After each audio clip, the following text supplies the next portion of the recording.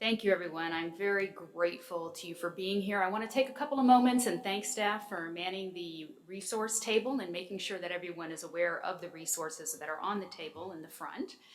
And I want to thank Kim Carter for designing the handout. Hopefully you all have a copy of that today.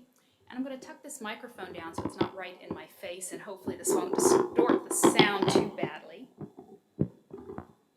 How's that? Okay, thank you. Now I feel like I can see you and I'm not looking at a microphone.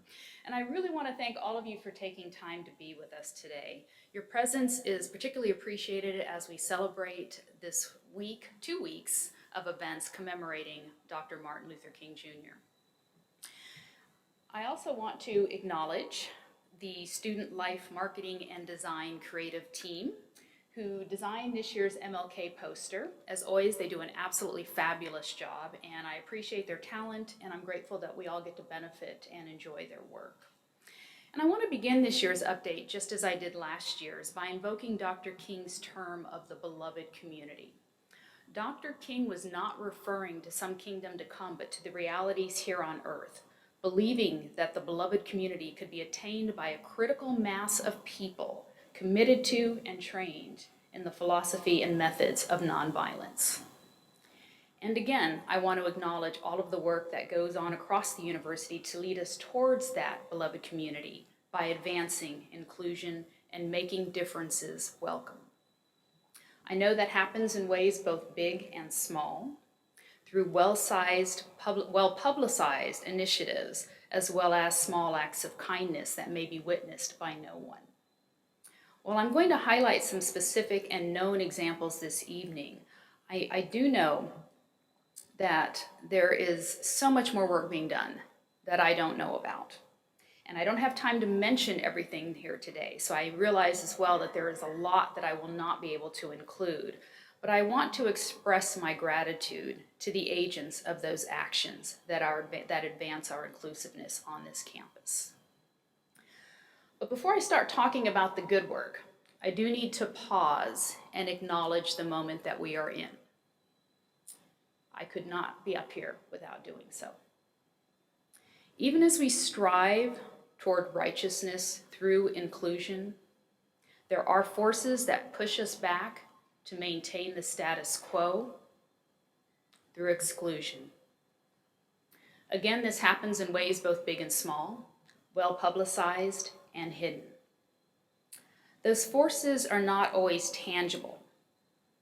And by that I mean it's not just individuals or groups that we can point our fingers at. There are belief systems and cultural norms that impact all of us, no matter how we identify. And there are fears that prevent us from treating others as people. This is a time of fear. Fear of countries and forces oceans away that seem to threaten the democracy we hold so dear. Fear of changes to an idealized American lifestyle that is treasured by many, but not always available to all. Fear-inducing rhetoric and speech that lets us know we are not welcome. And on our campus at this moment, we are afraid of how financial troubles will impact us, our families, our colleagues, and our community. We are trained not to talk about fear, and I use the word trained intentionally. Admitting to fear is seen as a weakness, so we don't own up to it. Yet how can something we all experience be non-existent? This is a time of fear, and we need to own up to ours. People often do not act at their best when fearful of harm or loss. I confess that I need to monitor my own behavior as I confront my fears, that the hard work we have done to increase diversity on our campus and our efforts towards creating a more inclusive environment may be rolled back. This is a time of fear, and I'm using my fear as motivation to continue working toward the values of inclusions that I embrace. I'm comforted in the fact that I'm not alone. There are numerous examples from across the nation of scholars and others who are publicizing their fears to remind us of our moral responsibilities as a nation. And I want to mention just a couple of groups that have consolidated to demand accountability and to help keep concerns in the public eye. Over 240 Jewish studies scholars have signed a public statement warning against threats to minorities. The letter was originally published on the Jewish Journal's website in November, and it condemns anti-Semitic language and images circulated during the presidential campaign, particularly directed towards journalists. But the letter also calls on all of us to protect the civil liberties that we hold dear. And I want to share a part of that final paragraph with you. Quote, "We call on all fair-minded Americans to condemn unequivocally the hateful and discriminatory language and threats that have been directed against Muslims, women, Latinos, African Americans, disabled people, LGBT people, and others. Hatred of one minority leads to hatred of all. Passivity and demoralization are luxuries we cannot afford. We stand ready to wage a struggle to defend the constitutional rights and liberties of all Americans. It is not too soon to begin mobilizing in solidarity." End quote. And in December, a collective statement was issued by scholars in U.S. history and related fields that included the following historical reminders. Quote, "Alarmingly, justifications for a Muslim registry have cited Japanese American imprisonment during World War II as a credible precedent. And the professor watch list, which speciously identifies unpatriotic professors, is eerily similar to the communist registry of the McCarthy era. Looking back to history provides copious lessons on what is at stake when we allow hysteria and untruths to trample people's rights. We know the consequences, and it is possible, with vigilance and a clear eye on history, to prevent tragedy before it is too late." End quote. The statement also includes the following sentence that I think is particularly significant for those of us in higher education. Quote, "It is not just that we are on the cusp of what may be the massive rollback of civil rights and liberties, but our culture is also mired in confusion about facts versus misinformation and a rebellion against knowledge and critical thinking." End quote. We need to be talking about the primacy of critical thinking. The knowledge, ideas, and research generated in higher ed benefit everyone on the planet in all occupations. Many of our greatest advances in agriculture, animal husbandry, mechanics, childcare, etc., have occurred in colleges. A cure for cancer is not just for the elite. And I can't help but find it ironic that even within my own family, there are those who refer to higher education as the ivory tower, and yet they stress to their own children the importance of education to their futures. But in times like these, logic sometimes gets thrown out the window, and a time for fear enters. We need to come together in our fears, allow our fear to be a source of solidarity, allow our fear to galvanize support for our efforts to be a beloved community. Our shared governance leaders are working with their constituents to determine how best to demonstrate their support for our diversity and inclusion efforts. I am grateful to our undergraduate student government, graduate and professional student government, staff council, and faculty senate for stepping forward in solidarity. We may have different ideas about how to get there, but we all want the same outcome. A campus that welcomes all of its members, that provides space and respect for differences, that actively acknowledges the challenges of these efforts, whether fiscal or ideological, yet embraces that challenge as the embodiment of its values. And those values must be those of the community, not of any one group or person. I have the opportunity to talk with a lot of different people at a lot of different levels across the university, and I can assure you the diversity of priorities is a really, really broad bandwidth. But one thing that I hear consistently is a hunger for knowledge, a desire to learn how best to create a space where one can feel included and successful, to learn how to ensure that others feel included in the spaces we occupy, to not be a threat, and to not be threatened. We want to know how to know one another in the truly humanistic sense of the word. We want to relate to one another, to be in fellowship together, to bridge differences, and to thrive together.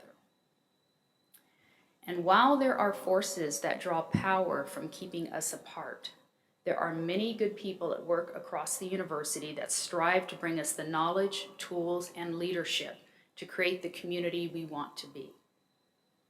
I want to acknowledge some of those efforts because I know how motivating it is to recognize our successes and not simply to evaluate them. While we use data to let us know what's working or not, we also must maintain touch with our emotional core. A core that resonates when we hear of or experience things that move us. That is what being human is all about. So while we know that diversity is much more than numbers, we have provided a handout that includes some demographic information that I want to draw your attention to.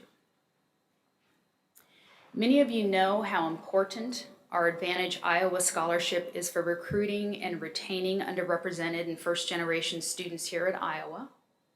CDE, the Center for Diversity and Enrichment, works closely with AI-funded students to ensure their retention through to graduation by providing academic support and culturally specific guidance for navigating a predominantly white institution. Over the years, we've seen our numbers of underrepresented students increase significantly, thanks in part to the efforts of our admissions office, which has developed programs and strategies intended to attract diverse students to Iowa. As the university moves forward with budget cuts, we can expect a decrease in funding for AI, which will probably have an impact on future incoming classes. Other forthcoming changes to how the scholarship is awarded means that students who experience a bad semester are at risk of losing their scholarships, which will impact retention and graduation rates. We're actively working to solicit help for our students who may encounter unavoidable difficulties. Through the generosity of a donor, we have established the Polly Hamlin Emergency Fund, which will not replace scholarships, but will provide small sums to underrepresented students in dire need. And we're grateful to our donors who recognize that students sometimes need just a little boost to overcome their hardships, and who give of their treasure to help students succeed.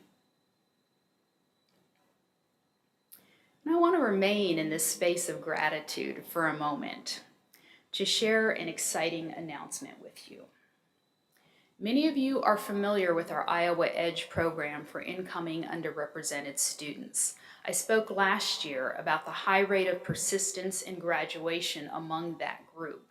In fact, the success of Iowa Edge provided the idea and the basis for On Iowa, which provides all students with pre-semester orientation. I am delighted to share that anonymous donors have made a commitment of $1 million to establish an endowment for the Iowa Edge program. Once established, please go ahead.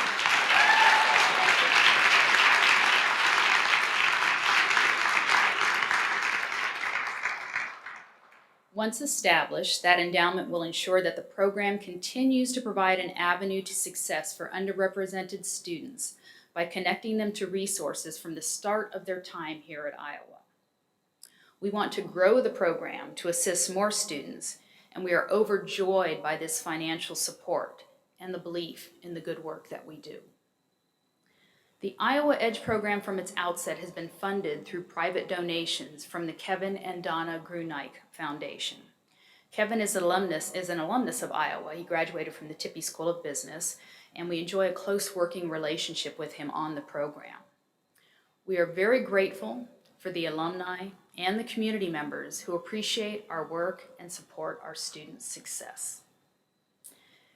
And let me just say that we're grateful to any and all assistance from the community. On our website is a donate button that links to the foundation. You can give to our overall diversity efforts, or you can target specific programs such as the Emergency Fund or Iowa Edge. And please remember us during Phil's Week in the spring when you support the University of Iowa. And I have to take a moment to thank the University Foundation for their leadership and guidance in helping to connect us to donors who want to support our efforts. The work of the foundation on behalf of our entire institution is phenomenal, and I want to ensure that we don't take that work for granted. Like many of you, we're also monitoring federal funding on behalf of the grant-funded TRIO program. Here at Iowa, we have had a TRIO Student Support Services program for 40 years that has provided specific support to first-generation students, including a significant number of military veterans, and there's information about that on your handout. We also have a TRIO Upward Bound program, which celebrated its 50th anniversary on our campus in 2016. Congratulations and happy birthday, Upward Bound. That program is our primary means of direct outreach to minority-serving K-12 schools across the state. Thousands of students have been served by the program. It's hard to determine an exact number because 50 years ago, record-keeping was not all that great, but we estimate that we've served at least 5,000 students over that period of time, and we believe that the number may actually be closer to maybe over 6,000. And when we talk about diversifying our faculty, which has been a topic of conversation of late, we all know that it's impossible to do so without a pipeline of diverse faculty to draw from. Programs such as Upward Bound help us identify and cultivate young people who may be future faculty candidates, and it exposes them to higher education and makes a university campus a place they feel they can belong. I know that some of you have participated when we bring students to campus, and we are very grateful for your involvement. Interestingly, one of the favorite extracurricular activities of our Upward Bound students when they come to campus is helping with our Veterans Day observance when they put the little flags out on the west side of the old CAP building. And even though this happens in November and they're usually freezing, nonetheless, it's always a highlight of their time here. I also want to thank all of those who participate in our Latinx Youth Summit, particularly our collaborators from the School of Social Work. The summit brings over 350 high school students, grades 9 through 12, to campus for a full day in October. The event is coupled with the Professional Development Institute for undergrad and graduate students as well as professionals in the community. The summit and the institute provide culturally specific skill building workshops and networking. And as I mentioned, these pipeline programs are important mechanisms for diversifying our institution, both its students, its staff, and its future faculty. On the back side of the handout on the bottom is some demographic information about those populations. The percentages of those who self-identify as members of underrepresented groups have continued to rise each year since 2010 across all categories, with the exception of tenured women faculty, which fell slightly this past year by less than a percentage point. To be exact, 0.2%. We realize that this number is statistically insignificant, but it deserves our attention because it is not growth. As is true with other faculty populations, we need to examine how we are creating and nurturing our pipeline. While we see more women in college earning their degrees, they may not be entering the professoriate, either through self-choice, they don't see it as a desirable occupation, or because that choice is being made for them by others, such as hiring committees or promotion committees. The Office of the Provost has been working with deans, department heads, and faculty to implement initiatives such as implicit bias training for faculty hiring committees. And other efforts include the successful launch of the Midwest HERC, which is the Higher Education Recruitment Consortium that is designed to assist with dual career hiring. And the creation of a work-life resources website will prove useful to all employees at the university. And I want to recognize the Associate Provost for Faculty, Kevin Kriegel, who I don't think is here tonight, and his staff, and particularly Diane Finnerty, the Assistant Provost for Faculty. Diane's leadership and tireless support of campus and community diversity efforts is sincerely appreciated by all of us. That group is currently working to develop faculty training sessions focused on navigating difficult conversations in the classroom, very timely. Those sessions should be available as soon as late February or early March, and are a collaboration between the Office of the Provost, the Center for Teaching, the Chief Diversity Office, and our faculty leadership. We know that recruiting and retaining women faculty in STEM areas is a particular challenge, and I want to recognize ongoing work within our College of Engineering. Female students make up more than 26% of overall engineering enrollment here at Iowa, compared to an average of 20% nationwide. And in autumn of 2015, more than 29% of students in the freshman class were women. Programs such as WISE, Women in Science and Engineering, help to recruit and retain women in the college, contributing to the development of a faculty pipeline for women in STEM. And I know I do not need to preach to any of the women in this room about the misogyny that is, unfortunately, a continuing hallmark of American society. This is a cultural issue that we confront both on campus and off. Here on campus, we are focused on the safety of students, and particularly women, who are most often victimized by sexual misconduct and domestic or dating violence. Based on input from the Speak Out Iowa Campus Climate Survey, the University of Iowa Anti-Violence Coalition has developed a new 2-year plan for sexual misconduct, dating violence, and stalking that will pick up where our previous 6-point plan to combat sexual assault left off. We're certainly aware that no one plan is going to resolve a societal issue, but we welcome the input of campus thought leaders via the Anti-Violence Coalition to continue moving us forward. Thank you for your good work. Our Department of Public Safety is an important partner in those efforts, and I would like to put out a welcome to our somewhat new Director of Public Safety, Scott Beckner, who's been here for just around 6 months now. Chief Beckner and the UIPD have been active participants in the fair and impartial policing training, as well as the National Coalition Building Institute's customer service and diversity training, and the Department of Justice sponsored trainings for working with survivors of sexual assault. And in addition to internal staff development, public safety is working to keep members of the community better informed through vehicles such as the mobile application Hawkwatch, which is powered by the campus safety app Rave Guardian. And it enables users to travel with a virtual guardian, to provide anonymous crime tips to the department, and to receive notifications from the department. And this is a free service that can be accessed through a touch of your smartphone. We know that our campus community is not a bubble, and particularly in a city this small, things that happen off campus have impact on the entire community.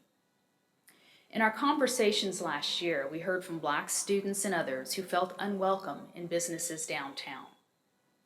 As a result, we launched the Iowa City Better Bridges Institute in partnership with the Downtown Business District, the Tippie College of Business, UI Office of Outreach and Engagement, City of Iowa City, and the Iowa City Area Chamber of Commerce.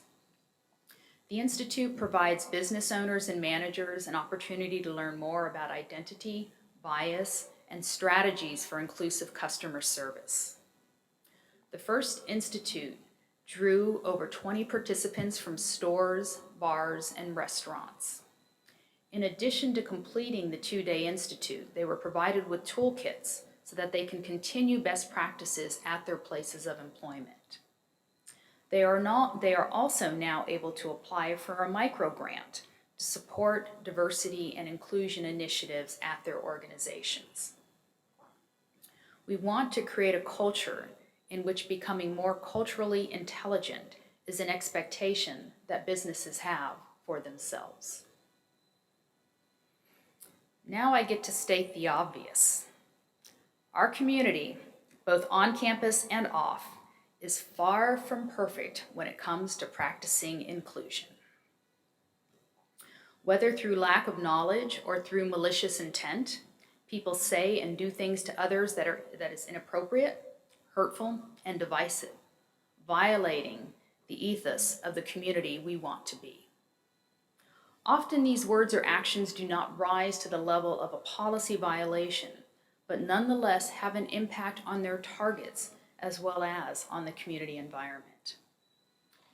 We spoke last year about creating a bias assessment and response team for the purpose of addressing incidences of bias that do not violate policy or constitute crimes. Since that time, we have gathered input from numerous stakeholders across campus and have developed the new Campus Inclusion Team. The Campus Inclusion Team, CIT, is comprised of staff members in student care and assistance within the Office of the Dean of Students and the Center for Diversity and Enrichment, CDE, who are trained to provide support and resources to students who report a concern about diversity, equity, and inclusion. The CIT is available only to students at this time. We will assess the initiative and consider expanding services to other constituents later.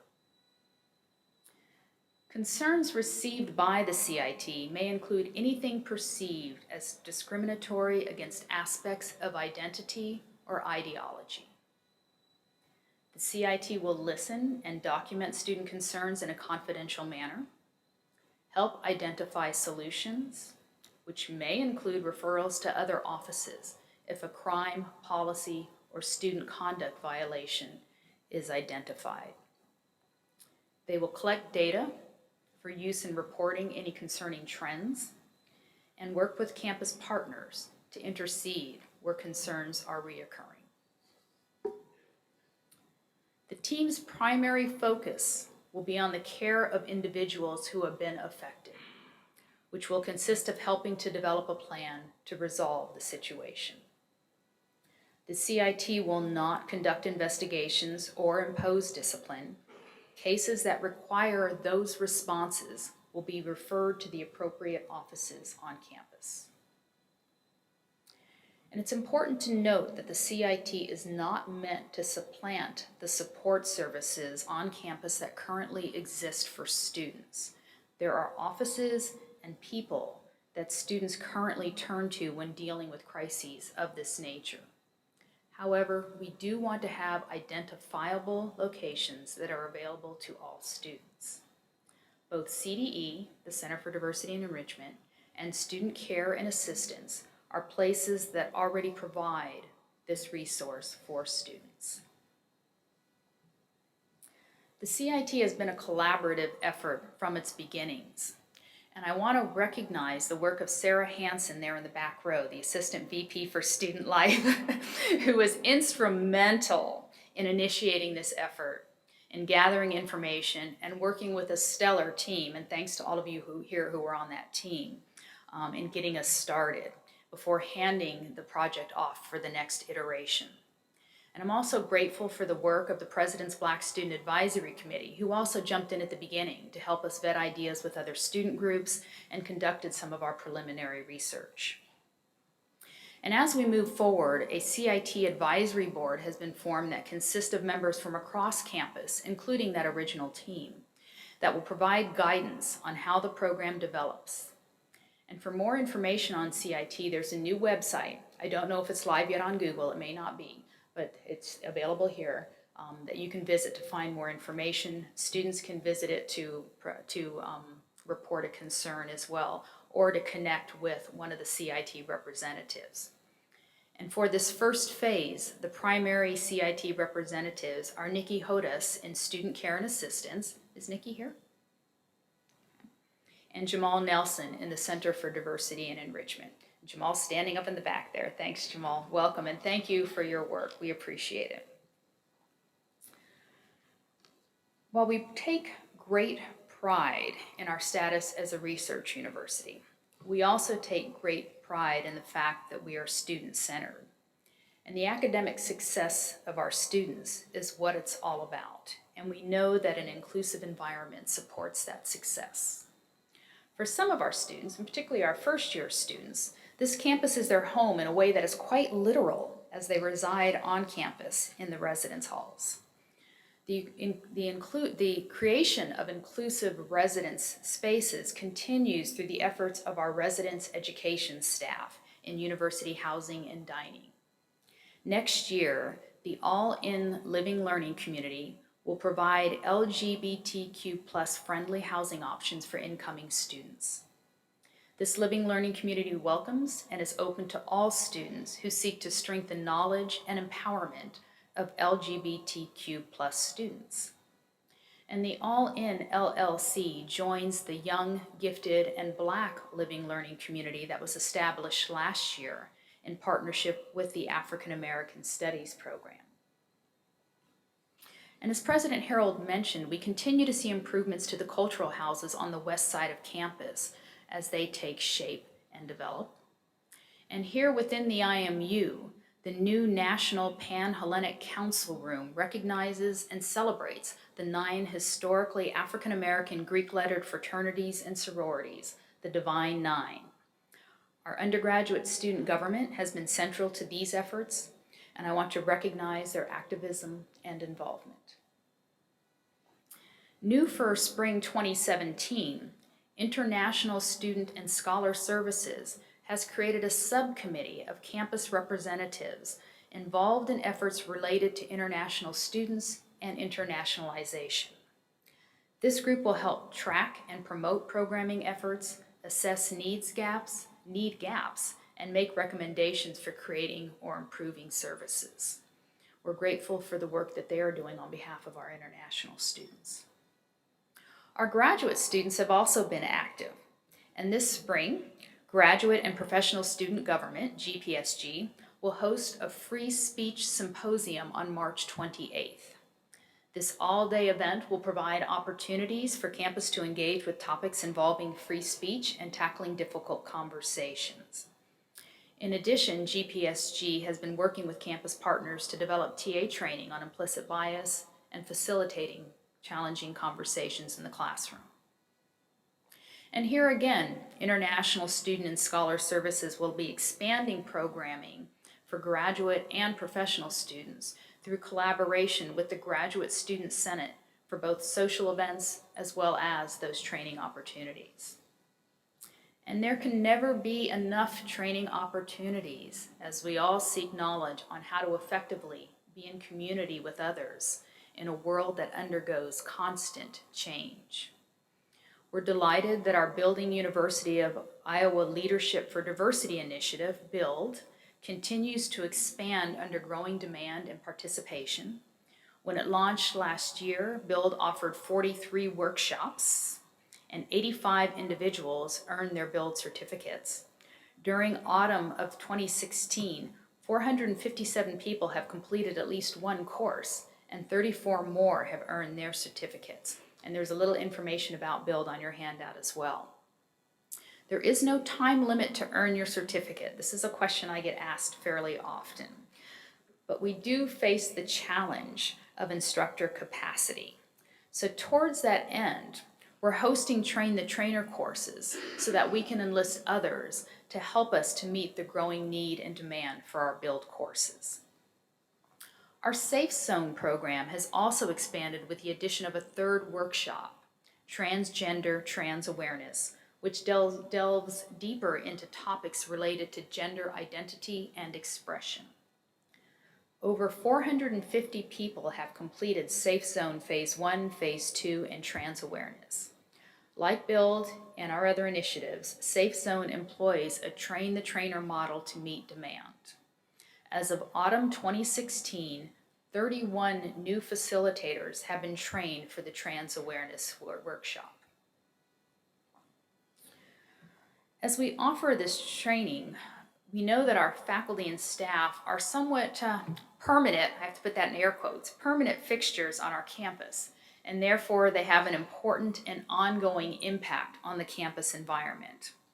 But we also recognize the need to provide students with knowledge about practicing inclusion, particularly since our data indicate that students are more likely to have negative encounters with other students on campus. To that end, the new diversity requirement in the College of Liberal Arts and Sciences was developed and will begin in summer of 2017 to help, will begin in summer of 2017, period. And to help faculty enhance their courses and create an environment for authentic dialogues, our faculty fellow, Professor Sherry Watt from the College of Education, will be providing a faculty workshop. She will offer similar workshops to teachers and staff in Iowa City schools, as well as community members and schools across the state at the statewide Gear Up Conference. Professor Watt is well known for her expertise in designing and implementing multicultural initiatives, her renowned work in theory development regarding process-oriented approaches to social change efforts, and her research on privileged identity exploration. Thank you, Professor Watt, for your work on our campus and in our community. Thank you.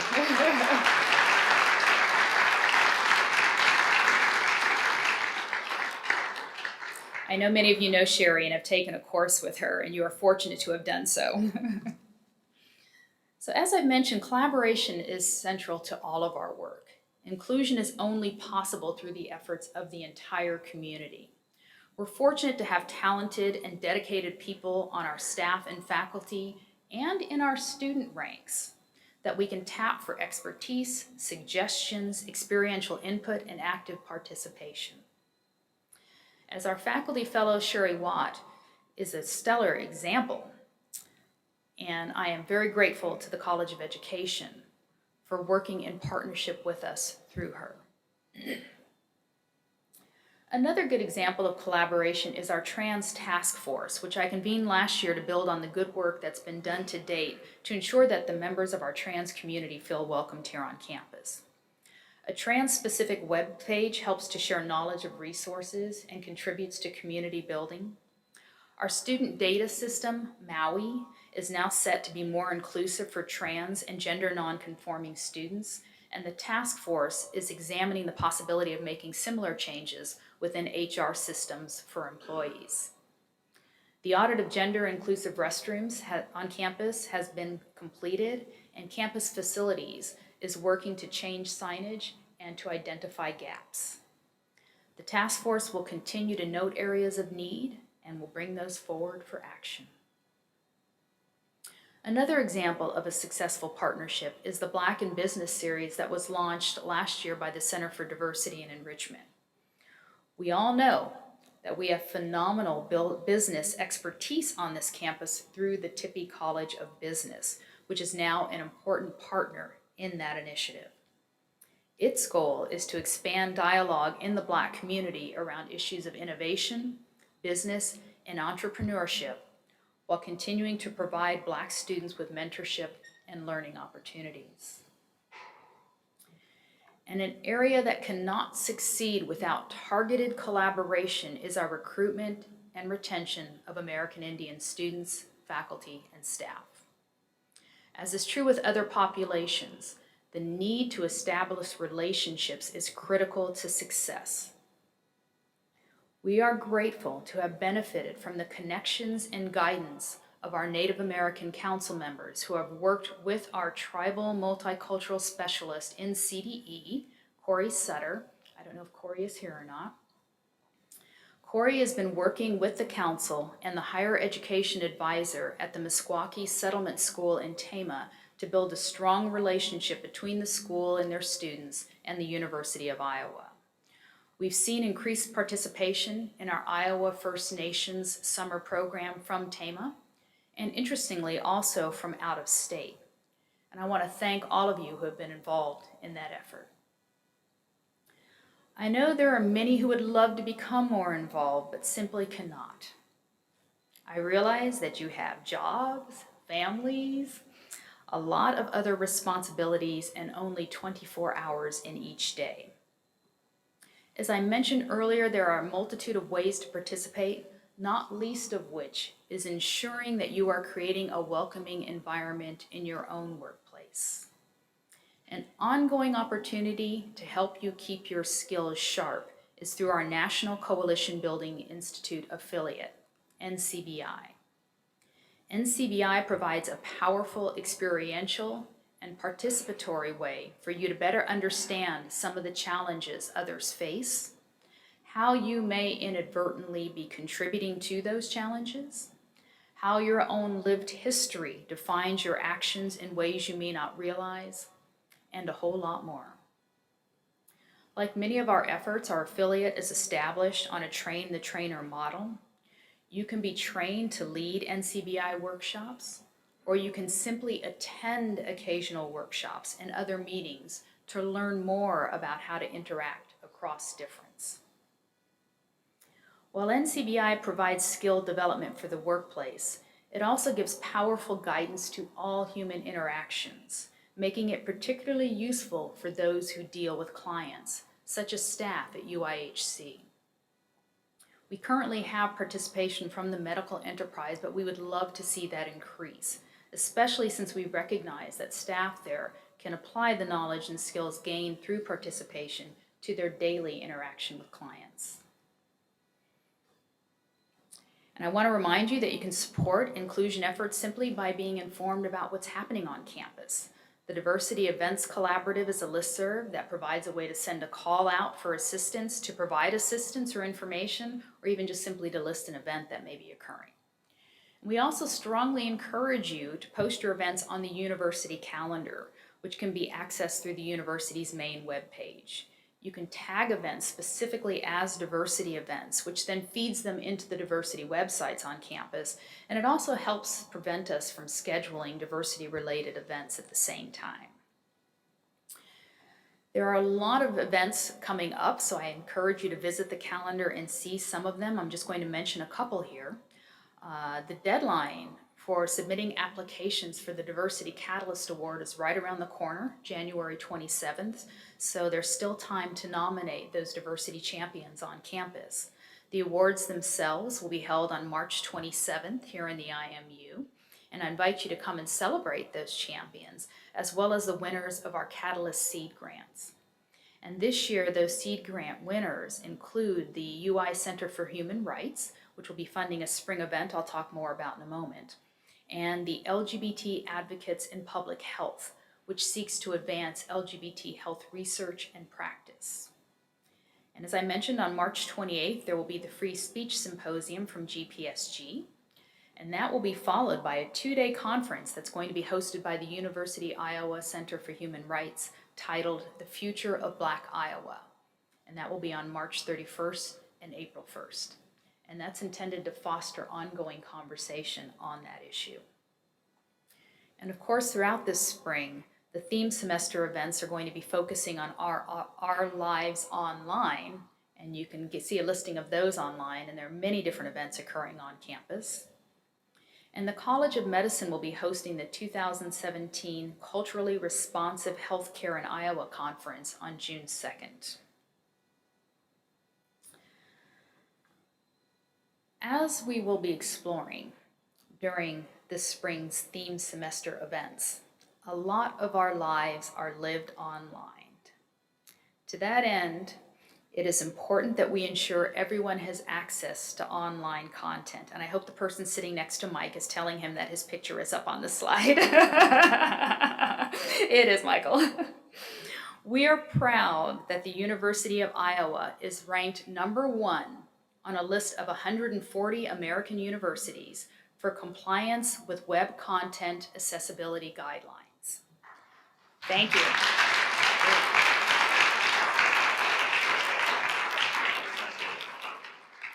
And this is a particularly impressive feat, considering that Iowa was at the bottom of that list back in 2009. So we are grateful for the work of Todd Weisenberger, the Accessibility Coordinator in IT, who stepped in to fill the very big shoes left by past coordinator Mark Hale, and the efforts of that office in collaboration with a variety of partners under the umbrella of the Disability Planning and Action Committee, known as DPAC, have been instrumental in helping to provide online access to members of our community. Technology also enables us to stay connected to those who are a part of our community but may not be able to spend a lot of time on campus, such as our military and veteran students who may be deployed or have other military-related obligations, and who are often working full-time and raising families as well. The UI Military Affiliate Network is on your handout, and this is a software program that provides an avenue through which our military-affiliated students can reach out to campus resources and stay informed about events that may be of interest to them. And finally, I do want to let everyone know that the Office of Assessment is in the process of compiling climate data from the 2016 CIRU survey. And CIRU is the Student Experience in the Research University survey that was administered in spring 2016 to all degree-seeking undergraduates. This report will update information from the previous Campus Climate for Diversity report that the office published in 2015, and it should be available in about a month.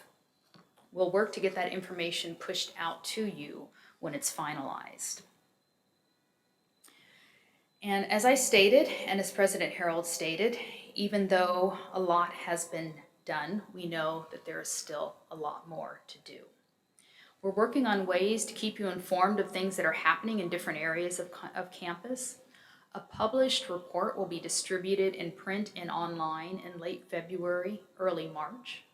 If you have information from your unit that you'd like to see included in that report, please contact our communications coordinator, Kyra Say. Kyra's in the back of the room there.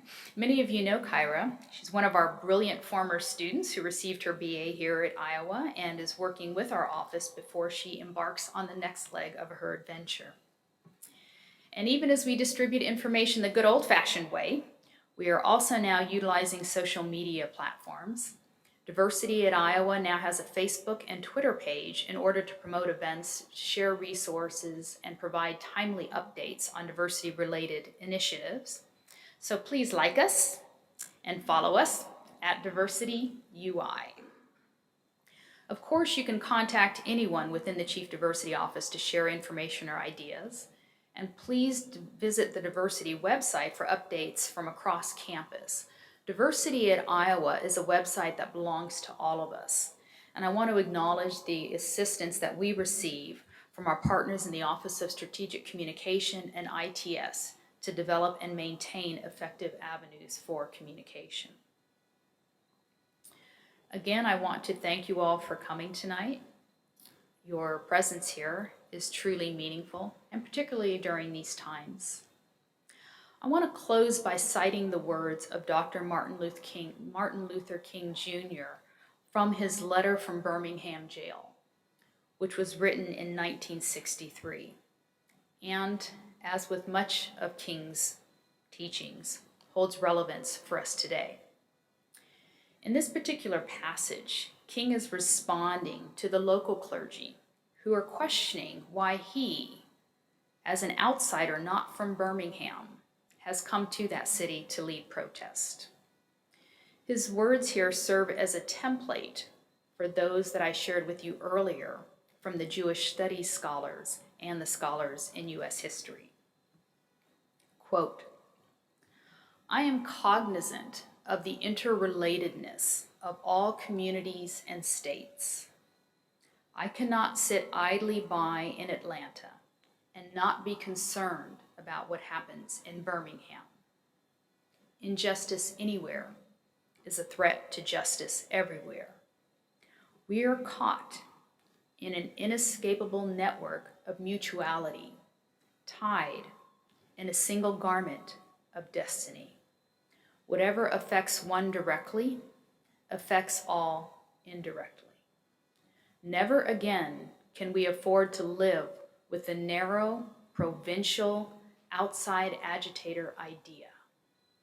Anyone who lives inside the United States can never be considered an outsider anywhere within its bounds. End quote. I want to repeat that last sentence. Anyone who lives inside the United States can never be considered an outsider anywhere within its bounds. We are in this together. Whether you were born in this country or not, whether you have papers demonstrating U.S. citizenship or not, whether or not you have yet to find the spaces and people in this community that make you feel included, we want to help you do so. We want you to feel that you belong. We are in this together. Thank you again for being here this evening.